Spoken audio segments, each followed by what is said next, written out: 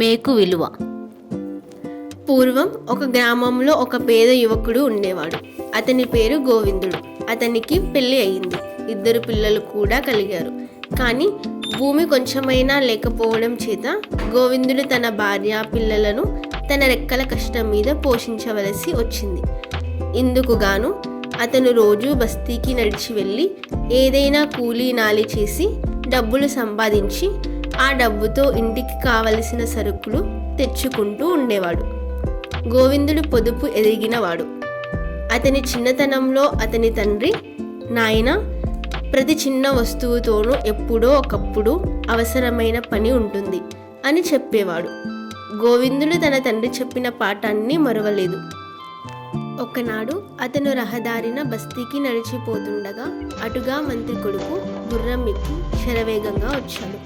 గోవిందుడు చూస్తుండగానే గుర్రం కాలి లాడం తాలూకా మేకొకటి జారి తలుక్కున మెరిసి దానిలో పడిపోయింది.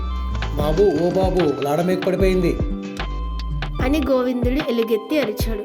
మంత్రి కొడుకు వెనక్కి తిరిగి చూసి నిర్లక్ష్యంగా చెయ్యి ఊపి ముందుకు వెళ్ళాడు.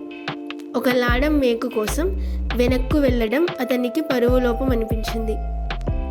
అదీగాక అతను అరణ్యంలోంచి వెళ్ళే అడ్డదారిలో నగరానికి వెళ్తున్నాడు. అందుచేత ఆ మేకు లేనందువలన పెద్ద ఇబ్బంది ఉండదనుకున్నాడు. కానీ ఈ విషయంలో మంత్రి కొడుకు చాలా పొరపడ్డాడు. అతను అరణ్యంలో ఎక్కువ దూరం పోకమునిపే గుర్రం కాలి లాడం ఊడి వచ్చింది. గోవిందుడి దగ్గర మేకు తీసుకుని ఉండినట్లయితే మంత్రి కొడుకు ఏదో ఒక విధంగా లాడాన్ని మళ్ళీ బిగించి ఉండేవాడు. కానీ లాభం లేక గుర్రం కుండుతూ ఉండటం వలన అతను గుర్రం దిగి నడవవలసి వచ్చింది. అతను అరణ్యం గుండా నడిచిపోతూ ఉండటం చూసి దొంగలు అతని మీద పడి నిలువు దోపిడీ చేసి అతన్ని ఒక చెట్టుకు కట్టివేసి పారిపోయారు. ఈ లోపల గోవిందుడు లాడం మేకు తీసి తన వద్ద ఉంచుకొని ముందుకు సాగాడు. అతను కొంత దూరం వెళ్ళేసరికల్లా ఒక బండి దారిలో ఒరగబడి ఉండటం కనిపించింది. బండి చక్రం షాయి మేకు ఊడి పోవటం చేత ఒక చక్రం పక్కకు ఒరిగింది. బండి పక్కన ఒక ధనికుడు నిలబడి ఉన్నాడు. ఆయన గోవిందుణ్ణి చూడగానే, అబ్బి, నీ దగ్గర ఏదైనా మేకున్నదా? నేను త్వరగా నగరం చేరాలి. మధ్యదారిలో ఎక్కడో షాయి మేకు పడిపోయింది. ఈ దిక్కుమాల అడవిలో ఇంత ముక్క కూడా కనబడట్లేదు.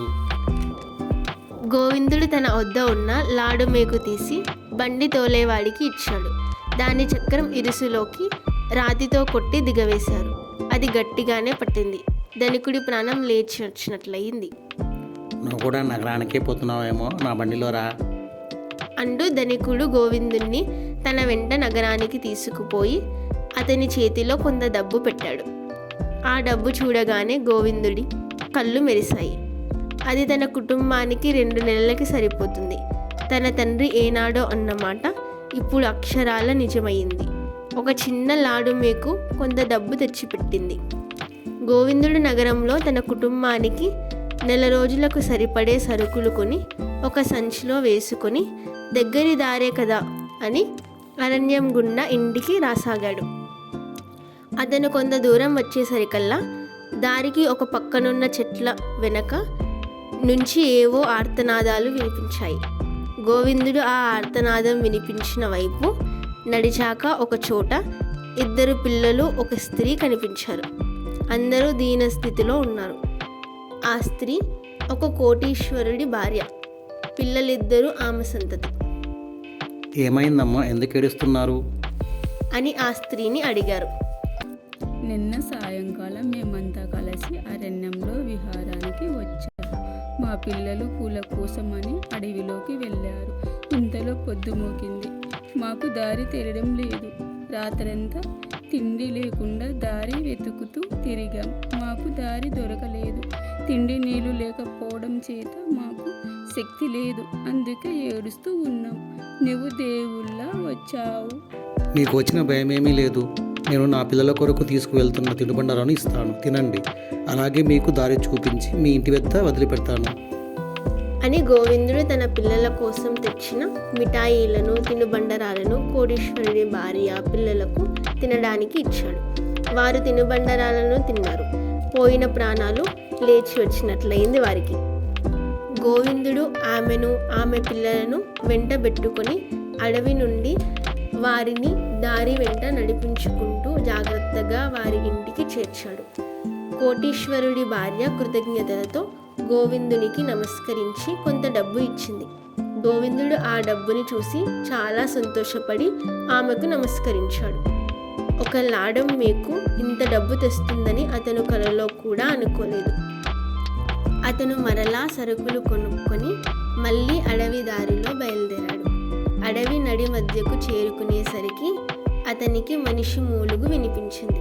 అతను ఆ మూలుగు వినిపించిన దిక్కున వెళ్ళి చెట్టుకు కట్టేసి నీరసించి ఉన్న మంత్రి కొడుకును చూశాడు.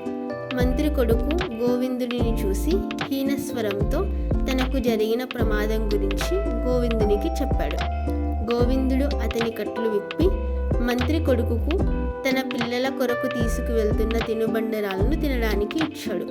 మంత్రి కొడుకు గోవిందుడికి ఇచ్చిన తినుబండరాలను తినగానే కొంత శక్తి వచ్చింది. బాబు, తమరు లాడం మేకు లేని కారణం చేత ఎంత నష్టపోయారో నేను దానితో అంత లాభం పొందాను అంటూ గోవిందుడు తన కథనంతా చెప్పాడు. అంతా విని మంత్రి కొడుకు గోవిందునితో ఇలా అన్నాడు. గోవిందు, సరిగ్గా నీ వంటి వాడే నన్ను కనిపెట్టడానికి నౌకరుగా కావాలి. నా వెంట నగరానికి వచ్చే నీకు మంచి ఇల్లు జీతం ఇస్తాను. గోవిందుడు సరేనన్నాడు. అలా గోవిందుడు మంత్రి కొడుకును నగరంలో వాళ్ళ భవంతి దగ్గరికి చేర్చి మంత్రి కొడుకు ఇచ్చిన డబ్బుతో నగరంలో మంచి ఇల్లు ఏర్పాటు చేసుకుని మంత్రి కొడుకు దగ్గర నౌకరి చేస్తూ తన భార్య పిల్లలతో సుఖంగా జీవించసాగాడు. పిల్లలు, దీనివల్ల మనకేమర్థమైంది? పెద్దల మాట తూచా తప్పకుండా పాటించాలి. ఏ వస్తువునైనా చిన్న చూపు చూడకూడదు.